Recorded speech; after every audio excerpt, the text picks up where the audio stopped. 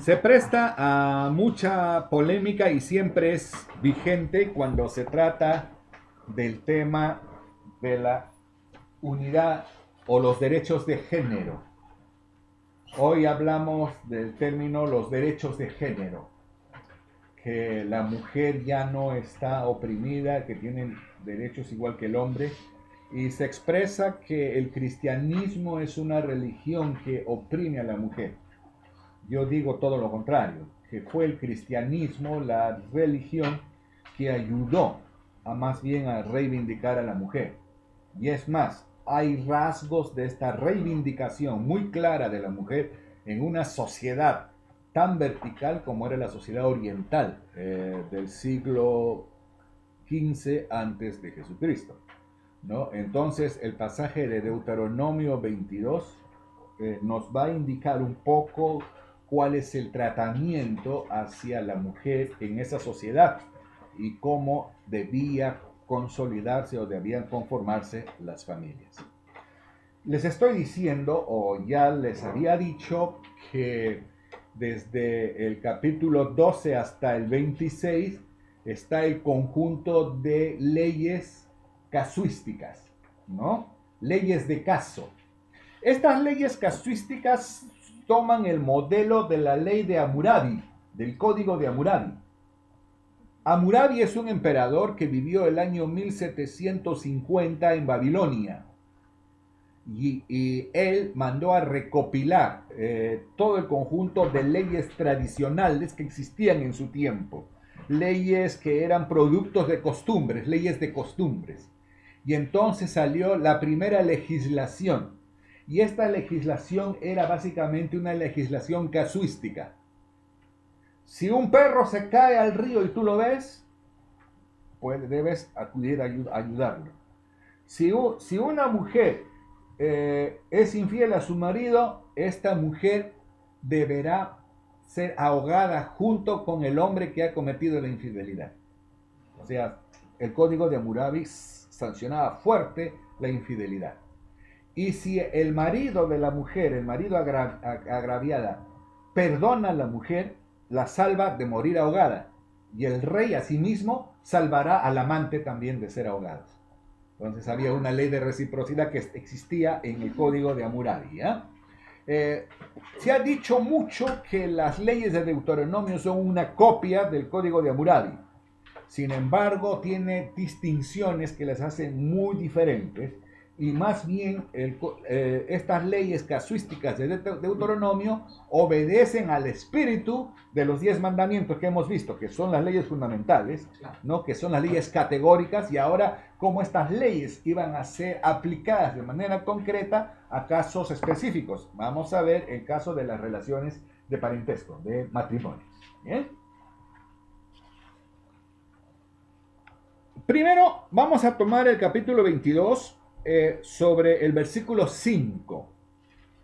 22, sí. Sí, no vestirá la mujer traje de hombre, ni el hombre vestirá ropa de mujer, porque abominación es a Jehová tu Dios cualquiera que esto hace. Ya. Este tema ha generado un debate falso, innecesario en las iglesias evangélicas. Y hay grupos legalistas que prohíben que la mujer vista pantalones. Así es. En este caso, acá todos estarían en falta. Sí. Y ¿No? tampoco puedo usar camisas. Ya, entonces, Todos de mucha gente. todas las ganas, ¿no? Bien, porque se ha establecido la cultura de que estas iglesias han establecido una subcultura que pantalones para varones y falda para damas. Y eso no es cierto. Siempre han existido pantalones para mujer y pantalones para damas. Pero el tema era mucho más difícil en el tiempo del Antiguo Testamento. Si ustedes van a la sierra, van a encontrar que cada pueblito tiene su distintivo en la manera de vestirse. Una de las características que a mí me agrada de la zona central es que en Huancavelica hay un pueblo donde las mujeres se visten con un montón de borlas y los varones también. Es en la provincia de Yauli y la comunidad es una comunidad campesina de Ambato. y usted ve a los varones que están con unas fajas llenas de borlas. Y las mujeres en los sombreros tienen un montón de borlas también. Pero estas borlas tienen un significado. Le indican de qué barrio es, de qué familia es, si están comprometidas o no están comprometidas, si son casadas o no son casadas. Pero uno tiene que pertenecer a esta cultura para entender el significado de estas borlas, ¿no? ¿Qué son borlas? Borlas, bolitas, ¿no? Con un montón de Como unos pompones, pompones tejidos de exactamente, pompones, ¿ya? Entonces, si usted va a la zona de Yauyos, se va de paseo por aquí, por Lunahuaná, van a encontrar unas mujeres que usan unas mantas, y las mantas tienen determinadas formas artesanales. Y por las mantas usted define si son de este distrito, si son de Yauyos mismos, o si son de Laraos, o si son de la zona más alta.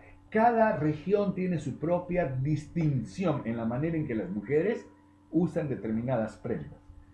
Se ha descubierto en los altos relieves encontrados en Egipto de que los pueblos tributarios cananeos tenían una forma específica de vestirse, y estos iban llevando los tributos hacia el faraón. Hay un pasaje que ustedes recordarán de José, que el padre de José, ¿cómo se llamaba el padre de José? Jacob, ¿no? Le mandó a hacer una túnica multicolores. Se ha descubierto que este modelo de la túnica multicolores obedecía justo al estilo cananeo. Entonces allí hay características culturales que José ya estaba asimilando dentro de todo este entorno cananeo. Ahora, cuando ellos salen, Dios les manda un distintivo también en el vestuario, ¿ya? Todos y todas vestían túnicas. Casi es cierto que los hombres y las mujeres en el periodo del año 1400 a.C. vestían túnicas. El distintivo era que las mujeres tenían una cinta azul sobre los hombros. Ese era el distintivo. Y los varones, versículo 12, en el mismo pasaje, 22:12, te harás flecos de las 4 puntas de tu manto con que te cubras. En la manta, en la parte inferior de la túnica, tenía que ponerse flecos. ¿Ya? La figura más clara está en Números 15. Vamos a Números 15, del 37 al 41, anterior a Deuteronomio. Miren, dice lo siguiente. Y Jehová habló a Moisés diciendo, habla a los hijos de Israel y diles que se hagan franjas en los bordes de sus vestidos, por sus generaciones, y pongan en cada franja de los bordes un cordón de azul. Y os servirá de franja para que cuando lo veáis os acordéis de todos los mandamientos de Jehová para ponerlos por obra, y no miréis en pos de vuestro corazón y de vuestros ojos, en pos de los cuales os prostituyáis, para que os acordéis y hagáis todos mis mandamientos y seáis santos a vuestro Dios. ¿Se dan cuenta? Hay un sentido cultural en la vestimenta, no solo es fisiológico en el sentido de protección, sino de identidad. Las mujeres tienen una franja en la espalda, los varones una franja en la parte inferior y en las esquinas unas borlas. Estas franjas, cuando ellos vean, dice el mandato, recordarás que perteneces al pueblo de Dios, que Dios te ha comprado. ¿Ya? Hay un sentido de pertenencia en este tipo de vestimenta. ¿Ya? Ahora, ¿por qué Dios les exige que el hombre vista con ropa de varón y la mujer con ropa de mujer? Porque había una fiesta cananea en la que los varones se vestían de mujeres y las mujeres se vestían de varones, en los ritos cúlticos. Y después llegaban a tener relaciones sexuales. Aparentemente habían también relaciones homosexuales. Entonces lo que Dios está condenando es la homosexualidad en sí. ¿Ya? Que haya una clara identidad de género en el que es varón y en el que es mujer. ¿Ya? Ese es el sentido. ¿Ya? Entiendan esa figura del versículo 5. Y no tengan muchos problemas si ustedes, damas, usan pantalones. ¿Ya? Siempre y cuando tengan un sentido femenino. No van a usar pantalón de mecánico también, ¿no? Ya van a romper toda estética. ¿Ya? No al extremo de claro. la escritora George Santo. Bien. La otra figura es sobre la unidad, el hecho de estar juntos, con quién me junto. En el versículo 9, no sembrarás tu viña con semillas diversas. Versículo 9, no sea que se pierda todo, tanto la semilla que sembraste como el fruto de la viña. La figura era que los pueblos cananeos tenían la costumbre de hacer siembras mixtas, sembrar varios productos en el mismo campo. ¿Cuán útil es esto para la agricultura? Es todo un debate. ¿Ya? Un agrónomo me dijo, la naturaleza por sí misma nos enseña. Y la naturaleza nunca brota una especie de una sola, no brota planta de una sola especie. Sino cuando tú ves a los bosques naturales encuentras multiplicidad de especies mezcladas en un mismo terreno. No encuentras ahí, hay un sector de alfalfa, otro sector de árboles tal. Todo está entremezclado. Porque en esta complementariedad hay una función de servicio. Los árboles altos prestan servicio a las plantas pequeñas prestan servicios también complementarios a todo el sistema ecológico que está en medio de esto. ¿Por qué Dios estableció que se separasen las plantas? Que donde se hacen los viñedos se siembren solamente viñedos. Ahí hay un sentido cúltico, porque los cananeos sembraban en los viñedos otras plantas y le daban no un sentido técnico, sino le daban un sentido religioso. Hoy en día, por ejemplo, aún algunos agricultores tradicionales siguen hablando de plantas machos y plantas hembras. No sé si ustedes han escuchado eso. Las plantas machos son las plantas que no dan muchos frutos. Las plantas hembras son las que generalmente producen más frutos. Yo recuerdo en Huacho los campesinos sabían distinguir papaya macho, papaya hembra, ¿no? Y la papaya hembra era la que bota papaya en cantidad y papaya macho no da mucho fruto. Sin embargo, la papaya macho era útil porque servía para la resistencia de la planta. Así, ellos tienen su propio concepto de interpretación. En ese tiempo había un sentido cúltico y Dios dice, no practiquen las formas cúlticas que hacían el pueblo cananeo. Sobre el tema de animales, noten. ¿Qué capítulo? El 10. Sí, seguimos en Deuteronomio 10. No ararás con buey y con asno juntamente. No ararás con buey y con asno juntamente. ¿Qué sentido tendría pobre asnito ponerlo junto a un buey que tiene toda la fuerza para arar? Cuando tiene que dar la vuelta, el pobre asno tiene que soportar el peso del buey, la fuerza del buey. Los rabinos decían de que la función ahí era de equilibrar fuerzas. Y cuando uno se pone un animal fuerte con un animal débil, el animal débil sufre. Así es. Sufre, ¿no? La desigualdad, ¿no? De las fuerzas que ahí están impuestas. Pero ahí tenía el sentido también de la misma especie, que conservemos el significado de la misma especie. Pablo usa esto en el Nuevo Testamento. Vamos a 2 de Corintios, capítulo 6, en la figura de matrimonio. ¿Ya? Pablo toma la imagen de Deuteronomio para el cuadro del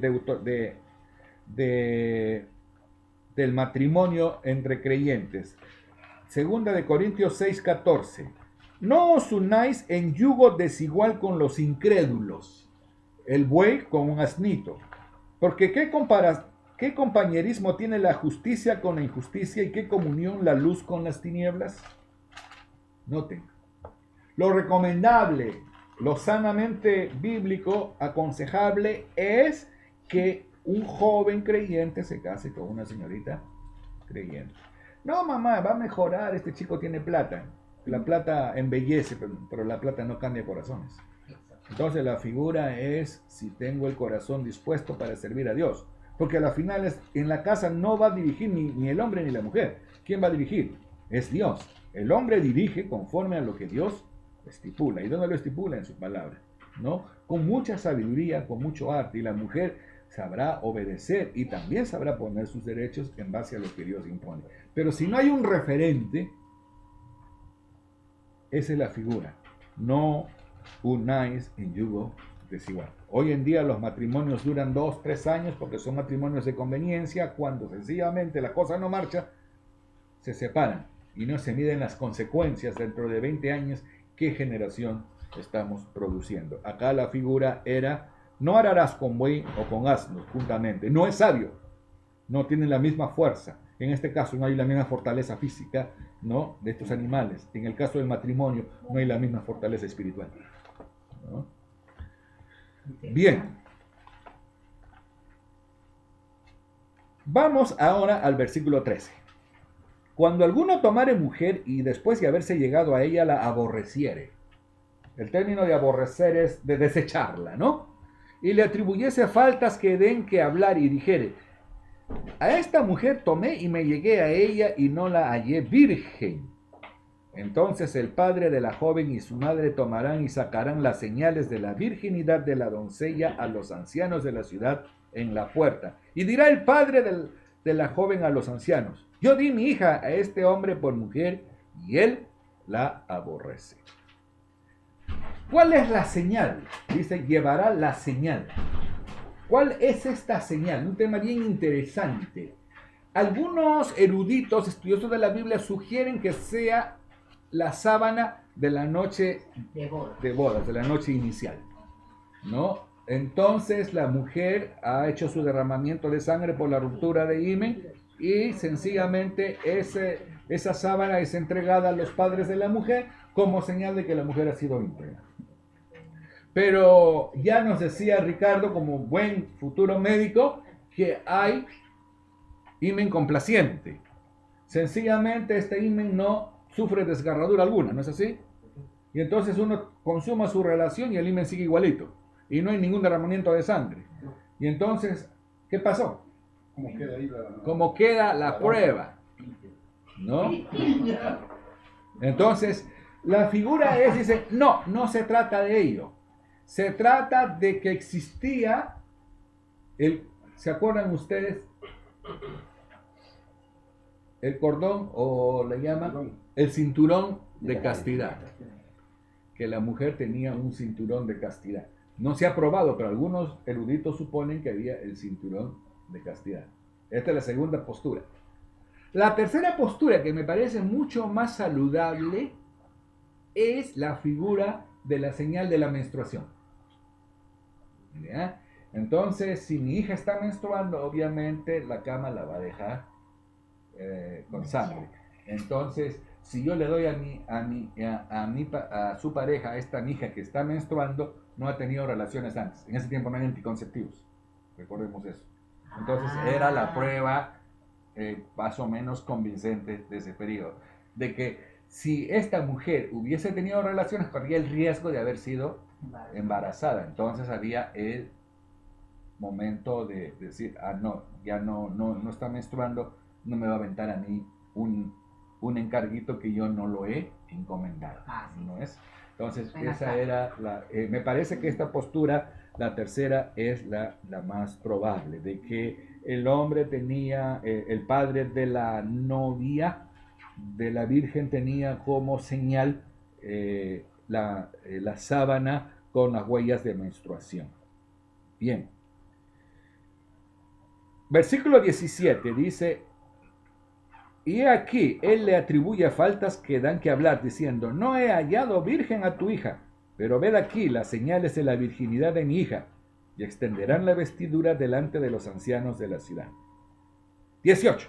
Entonces los ancianos de la ciudad tomarán al hombre y lo castigarán, y le multarán con 100 piezas de plata, los cuales darán al padre de la joven, por cuanto esparció mala fama sobre una virgen de Israel, y la tendrá por mujer y no podrá despedirla en todos sus días.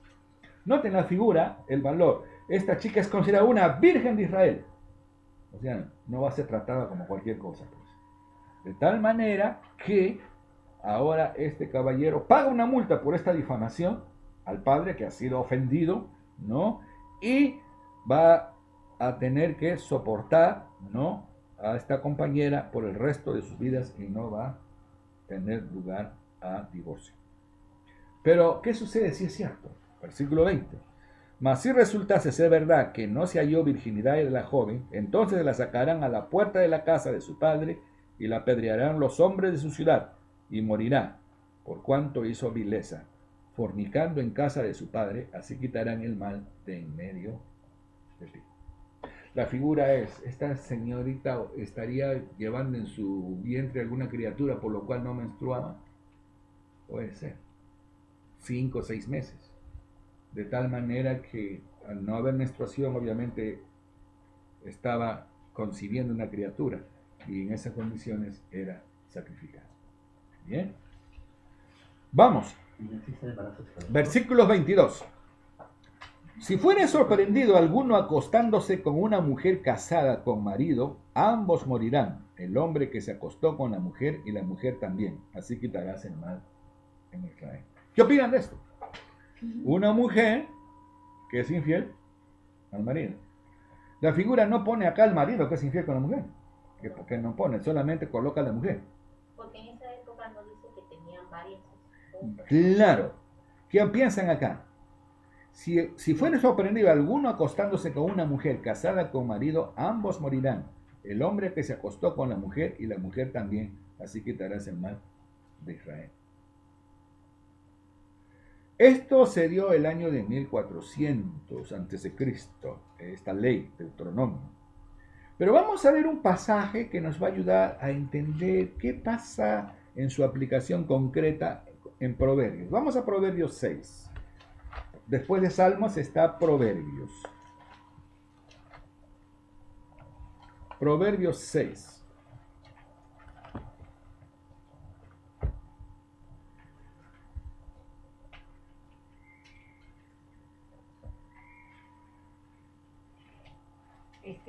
La ley estaba de acuerdo a esa época.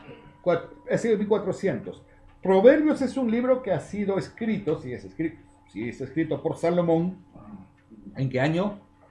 Aproximadamente para el año 970, 980. Se han pasado 400 años nomás. Y vamos a ver frente al tema del adulterio. 29. 6:29. Así es el que se llega a la mujer de su prójimo. Noten la frase. No está hablando de la ramera. Es aquel que se llega a la mujer de su prójimo. No quedará impune ninguno que la tocare. No tienen en poco al ladrón si hurta, para saciar su apetito cuando tiene hambre. Pero si es sorprendido, pagará 7 veces. Entregará todo el haber de su casa. Mas el que comete adulterio es falto de entendimiento. Corrompe su alma el que tal hace. Heridas y vergüenza hallará, y su afrenta nunca será borrada. Porque los celos son el furor del hombre, y no perdonará en el día de la venganza. No aceptará ningún rescate, ni querrá perdonar aunque multiplique los dones. Lo que está mencionando este pasaje es que no había la condena de muerte. Habría otro tipo de castigo. Pero el principal castigo del hombre que se mete con una mujer casada es el temor a la vergüenza permanente del marido agraviado y de los familiares de él, por supuesto, ¿no? Dice, el que comete adulterio es falto de entendimiento, corrompe su alma el que tal hace, heridas y vergüenza hallará, y su afrenta nunca será borrada. Recuerden ustedes la venganza, el odio oriental, el odio entre los musulmanes. Bueno, en ellos no era distinto. O sea, este se acostó con mi mujer, este me puso cuernos, me adornó. Ya, yo tengo que, de alguna manera, reivindicarme de esto, ¿no? Entonces, podría ser muerte, podría ser un castigo, una acción similar, podría ser a uno de los familiares, pero la venganza estaba presente. No solo dice es un hombre insensato el que hace, sino es que procura una afrenta que nunca será olvidada, que nunca será borrada. ¿Ha cambiado esto hoy en día? Sí. ¿Qué piensan? El hombre que es ofendido porque su mujer se fue con otro, ¿lo nota fácil? No. Hay un chiste que se menciona en el periodo de crisis, ¿no? Donde un amigo le dice al otro, oye, tu mujer se está yendo tu mujer se está yendo con ese hombre porque tiene plata. No me digas, yo también me voy porque estoy fregado, ¿no? O sea, la figura es que la economía manda, pero en este hecho real no manda la economía, manda el honor, ¿no? Eso es lo que le iba a decir, pastor. El honor sigue vigente o no, Sí. ¿no? Entonces, acá se está preservando el honor y la seguridad de la estabilidad familiar, ¿ya? Pastor, no. Entonces, ¿qué pasó con David? Eso posteriormente ya no se cumple, Eso por es eso lo te que digo. Eso es lo que ahí iba a llegar yo. Pastor, yo creo, pero usted corríjame, ¿no? En esa época casarse no era tan fácil. Por lo que estoy aprendiendo de toda la lectura, en esa época casarse no era tan fácil. O sea, uno escogía, la familia escogía, ¿no? a la futura esposa, acordaba con los padres, ¿no? Y creo que inclusive daba una cantidad de dinero, era así, ¿no? Y entonces al pobre esposo le costaba bastante llevarse a Anita o Isabelita como esposa. Hay periodos históricos que hay que saber distinguir en la Biblia. En el caso de Jacob, por ejemplo, donde se hace el arreglo con los padres por los hijos, o en el caso de Abraham estrictamente, donde envía a su mayordomo, esto sucede más o menos para el año de 1900 antes de Cristo. Para el año de 1400, han pasado 600 años, parece que la alternativa, según estas sanciones, se producen por iniciativa propia. Ya no son los padres los que arreglan los matrimonios, sino son los propios contrayentes los que toman la iniciativa, pero sí van a pedir autorización a la casa de la mujer. Ya no son los padres los que negocian el matrimonio directamente a espalda de los hijos, son los hijos los que promueven probablemente que los padres arreglen el matrimonio, ¿entienden? La figura ya va cambiando, donde los hijos, los futuros contrayentes, tienen mayor protagonismo en la decisión de la búsqueda de pareja, ¿ya? Entonces, no todos los periodos, las formas de matrimonio, de conseguir pareja, son similares. En el caso de David, esto sucede el año 1000, encontramos que David ha cometido el delito de adulterio. Se mete con una mujer que pertenece a su general, y su general ni siquiera es judío, ni siquiera es israelita. O sea, él debe dar el ejemplo, pero él se porta de una manera vil. Y frente al problema, cuando hay guerra, los guerreros no tienen relaciones sexuales. Ya les he explicado de que para el pueblo judío, cuando entraban en guerra, era una guerra santa. Claro. De tal manera que se abstenían de mantener relaciones sexuales. Y cuando llega el esposo de la mujer, él no duerme con la mujer, sino él se queda durmiendo a la puerta, porque está cumpliendo el código de santidad de la guerra. A lo que David, lejos de ir a la guerra, se ha quedado bien cómodo en palacio y ha abusado de una mujer que no le corresponde. ¿Entienden la figura? Entonces, ahí hay una violación a la lealtad de un general que está a servicio de él. Qué bravo. ¿Ya? Ahora, la figura se complica cuando esta mujer sale embarazada. Y él promueve la muerte de él. Lo lleva hacia una emboscada y lo matan. Ha sucedido esto un año y él está tranquilo. Lo ha logrado pasar todo de una manera desapercibida. Y aparece el profeta y le dice: tú has encubierto todo, pero Dios te ve y acá te lo expone. Entonces, la figura es que no hay nada oculto delante de los ojos de Dios. ¿Ya? Esa es la figura. Sigamos. Versículo 23.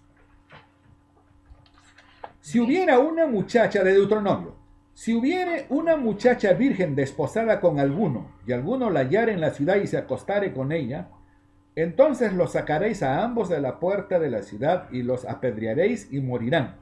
La joven porque no dio voces en la ciudad y el hombre porque humilló a la mujer de su prójimo. Así quitarás el mal de en medio de ti.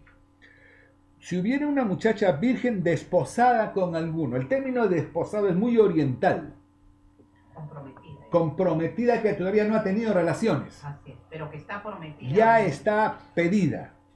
Generalmente las desposadas eran las mujeres entre los 14 y 15 años. Ajá. ¿Ya?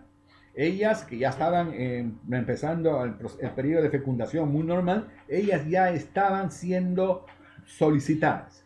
Entonces, el cuadro es, esta chica ya ha sido desposada, ya ha sido prometida hacia su varón, y este varón probablemente ha ido a trabajar. El plazo de entre la relación de desposo o de los desposorios al matrimonio duraba un año. El hombre venía con dinero para pagar la dote y para construir la casita, porque se iban a vivir juntos. Claro, era difícil. Ya. Mientras tanto, esta chica ya se sentía esposa del marido, al cual todavía no se había acercado sexualmente. Pero ya era comprometida. Ya estaba comprometida. Pero sucede que esta chica se encontró un palomilla en la ciudad.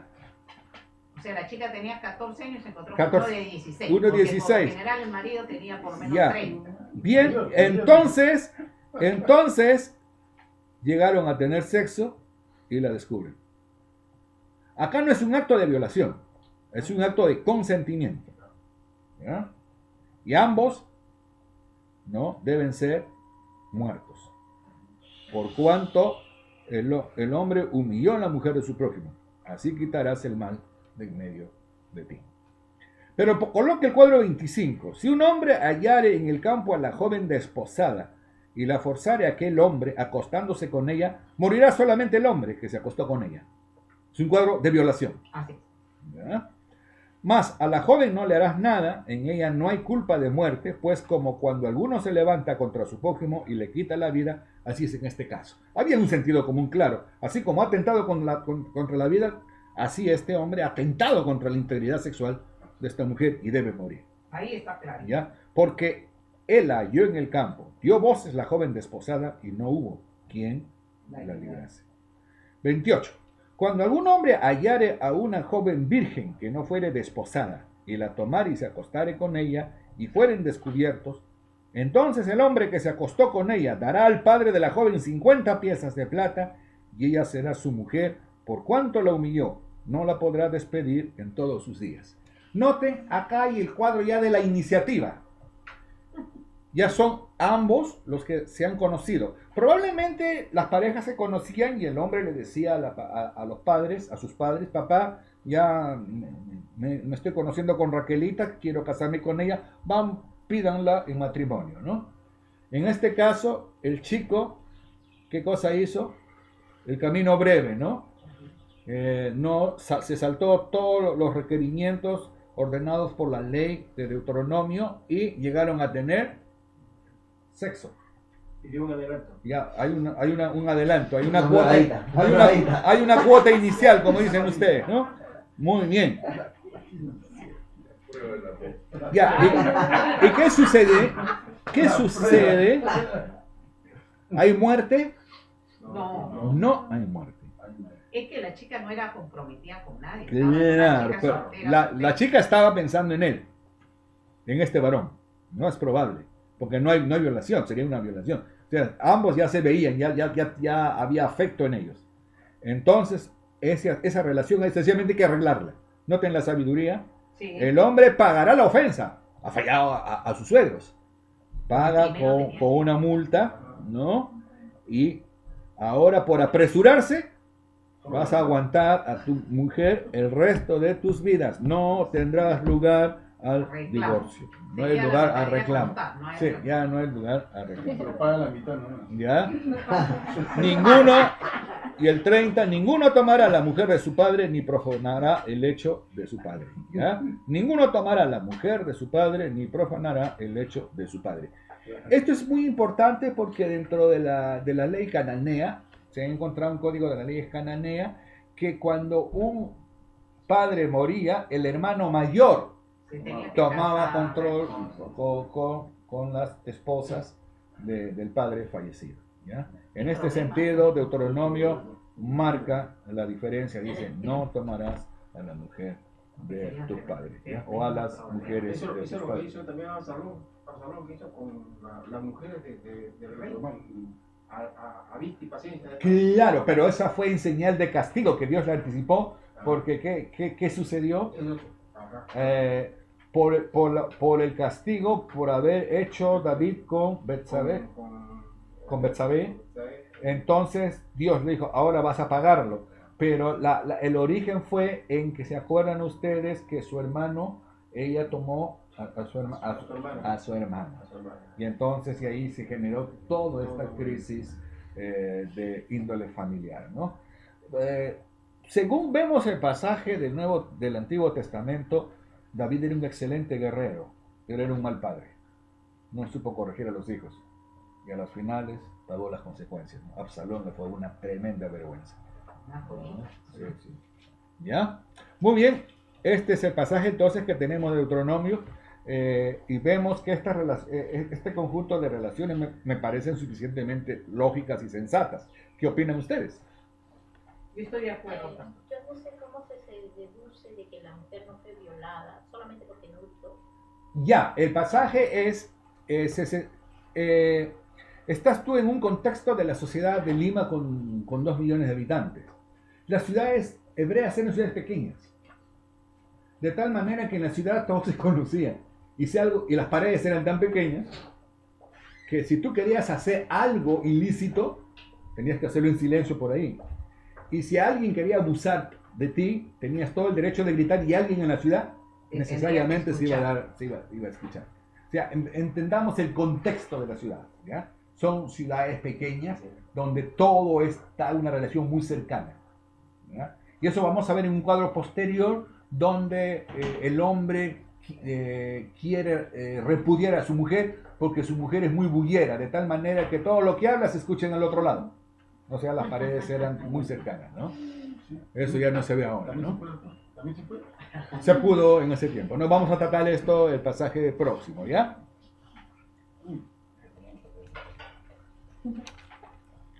Bien, ¿alguna otra pregunta sobre el pasaje? Ahora, lo pertinente, ¿esto qué enseñanzas trae para nosotros hoy en día? Hay que tener mucho cuidado. Primero, hay que cuidar el matrimonio. Hombres y mujeres tenemos la obligación de cuidar nuestros matrimonios. Si no los cuidamos en matrimonio, no hagamos a nosotros a otros lo que no quieren que hagamos, que nos hagan a nosotros, ¿no? Pero eso no nos hace, digamos, infalibles, ¿no? Esto nos hace a que temamos, que podamos caer, que seamos prudentes en no caer, ¿no? Yo a lo que me refiero, los hombres son más carnales, ¿no es cierto? Y bueno, de repente, uy, me van a matar las mujeres. Pero para mí, los hombres son más carnales. Entonces, no es una cosa fácil, no ya aquí nomás, sino están siempre expuestos a ser tentados. Biológicamente, a ver un momentito. Biológicamente se ha dicho que el hombre controla menos sus impulsos sexuales porque tiene sencillamente esta secreción hormonal a partir del semen. El semen sigue y entonces el hombre necesita expulsarlo necesariamente. Okay. Esa es una práctica. Mientras que la mujer, como tiene su periodo ovular, entonces no tiene tantos deseos. He leído un documento donde dice que la acción sexual es básicamente acción cerebral. No hay Cuanto perdón. más Ahora sexo sí. tengas, No hay perdón. cuanto más sexo tengas, más deseas. Cerebral. Cuanto menos sexo tengas, menos deseas. Sí. Cuanto más sexo tengas, más deseas. Cuanto menos sexo tengas, menos deseas. Entonces, es un entrenamiento. En razón, es un entrenamiento. Ahora, la figura es que puede haber mujeres que les guste entrenar más que a los varones. Sí, Pueden haber mujeres multiorgásmicas. también existe. Entonces, el tema biológico ahora se hace indistinto. ¿Qué es lo que marcaba la diferencia? Era el tema económico, en que el hombre tomaba la iniciativa porque tenía el control económico. Y el hombre, como tenía la platita, podía alquilarse una mujercita afuerita. O podía conquistarse, entre comillas, una mujer, aunque no conquistaba él, sino era el dinero que conquistaba, Sí. ¿no? Hoy la mujer tiene también las mismas posibilidades. ¿Ah, sí? Pero no fue como porque gana de- Bueno, O tenemos no, el poder o económico. no las tiene. A ver, sean sinceras. Mujer que maneja su platita, yo decido. A esos. Y esa mujer que reciba la idea, mi marido me ha sacado la vuelta, ¿qué hago yo? Ah, ya. Se encuentra con una amiga que no es creyente, le dice, Venganza. oye, haz lo que el ganso le dice a la gansa. Ven, gansa. Ah, sí. ¿Ya? Entonces, ahí está el tema. Por eso vale la pena cuidar el matrimonio, ¿no? En este contexto de esta sociedad moderna. En ese sentido, estas enseñanzas siguen siendo vigentes, ¿no? No vamos a apedrear, ¿no?, a nadie, pero sí es la responsabilidad y conciencia que queda en nosotros. ¿Correcto?